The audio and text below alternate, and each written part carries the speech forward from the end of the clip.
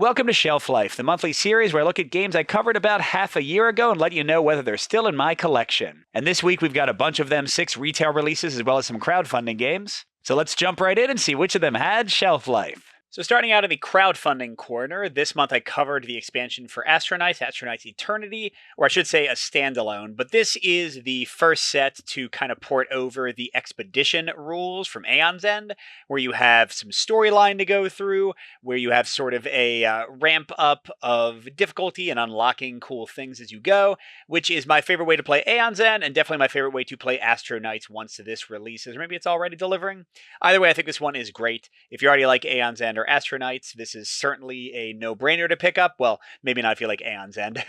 But yes, this is one I very much enjoyed. That's Astronauts Eternity. Then we've got Evolution Another World, which is not related to the Evolution games from North Star, although it does borrow a lot from them. There's sort of a complicated history in those two games. But this one is just fine. The solo mode works, but wasn't really that interesting. I do think the art is beautiful. But yeah, I think this is one you probably want to get for family competitive play more than solo play. I don't think it's serious enough or complex enough for the average solo gamer, but still a decent one. That is Evolution Another World. And then the last two for Crowdfunding Corner this month are some big hitters. If you watch my top crowdfunding videos of or games of 2023 video, then you know about these. First, we have Leviathan Wilds, which is an amazing take on sort of a Shadow of the Colossus style game where you are climbing up these giant creatures. Really interesting hand management to control when you fall, lots of variety in the characters, the new way they have sort of this kind of module type of play where you build a character and take them against these different bosses, and the variety in the bosses is just excellent.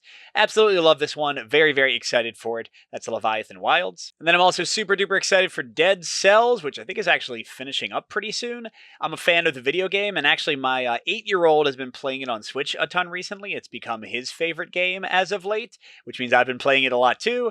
And yeah, ooh, that video is a little bit messed up there. Yeah, this is a TTS play. I've never played this in a physical prototype, so I'm excited just for that reason. But this is from the Zombie Kids, Zombie Teens team, and they do quick kind of campaign unlocks in a fun way. And Dead Cells is trying to be like a quick playing roguelike campaign game. So I'm very excited to see how it turns out. That's the end of our crowdfunding corner. And yeah, Dead Cells and Leviathan Wild, certainly the two that I'm most excited for. But getting to the actual retail releases, the first one we have is All Time Wrestling. If you are a big professional wrestling fan, if you're into the WWE and all that stuff, this one might be a hit for you. It has a cool, like, kind of solo campaign. For me, though, it felt a bit random. It certainly didn't hold my interest like a lot of the other 1v1 fighting games that are one of my favorites types of genre and game. This one was just okay. The solo mode is pretty random. It just kind of feels like a back and forth without a lot of points sometimes. So I didn't love it, but others might have a blast with it. That's All Time Wrestling. So that's one call. Next on the list was Wonderland's War, which I made an unofficial solo mode for. This is a really cool asymmetric kind of area control mixed with some bag building combat game.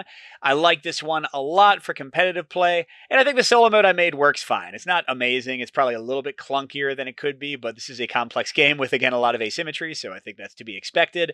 But yeah, this is a fabulous game. That being said, my solo mode, as decent as it is, I don't think is going to blow anybody away. And the competitive play, my regular, heavier competitive group didn't love this one as much as I did. So this is also a call. And the third one in this group for the contest was Moonrakers, which is a competitive game mainly with negotiation, a little bit of deck building where you're trying to match icons on these missions and kind of work together, but of course come out ahead in the end for yourself. And this is a great competitive game. Solo, you're missing a lot. I don't think it's really a great solo experience. It's not one I would recommend. They also have a solo co-op campaign mode that's like Steam and app enabled. I didn't love that one very much either, although I did play an early build of it. So yeah, this one, if for competitive play, I think it's the way to go. I would not search out Moonrakers personally for solo competitive, or solo co-op.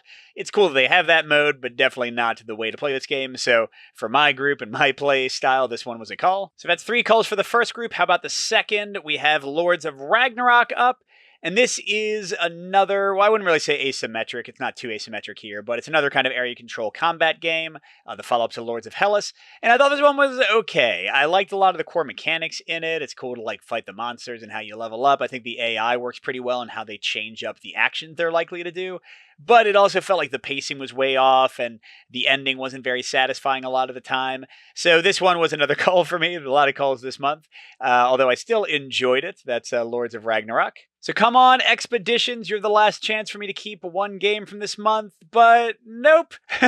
Expeditions is great. I think it's a really good competitive game. I think it's great for solo because there's actually not that much interaction between the players. I do unfortunately think that Apiary beats it out, so Apiary might stay in my collection from Stonemaier and Expeditions is not, but still a great game. I fully recommend this one. It's just I don't hang on to competitive and solo Euros that often because they don't get played at my house very much, and this one, as good as it was, again, made my top 20 solo games of the year list, wasn't quite good enough. So there you go, a complete bloodbath, no retail games kept. I'm trying to remember if I've done that before. It feels like there must have been at least one episode like that. But let's see if anyone could read the crushing negativity in my mind and get to the contest. So getting to group 1, Wonderland's War got the most votes, messing people up 43%. 29% of the voters got correctly that I kept none of the games in this bracket. 29% thought I would keep Moonrakers, and only 13% thought I would keep All Time Wrestling. And then in group 2, the big vote getter, this messed up the highest number of people, was Expeditions. Almost two-thirds, no, more than two-thirds of you thought I would keep that one. Only 25% got that I would keep none. And Lords of Ragnarok was the lowest vote getter of the entire contest with only 10% of the vote. And that makes this contest a lot easier to do. We only had, I think, 11 correct entrants. And then the ones in yellow are Patreon supporters, so they get double entries. Jack Rudder did get it right, but chose not to be in the contest. That's why he's up there. So I'm going to roll a d6 for the column and then another d6 for the row, re-rolling if I get a 6 on that second one. And here we go. The first 6, the column is 3, the middle column, and the second one is a 4. Which means 3, 4. Jonathan Potts is our winner. Dodged all the Patreon supporters and got Jonathan. Congratulations, Jonathan. I'll be emailing you soon to see which game you want for my collection. But to everybody else, thanks for entering, and check out the link in the video description for your chance to win again in the next episode of Shelf Life.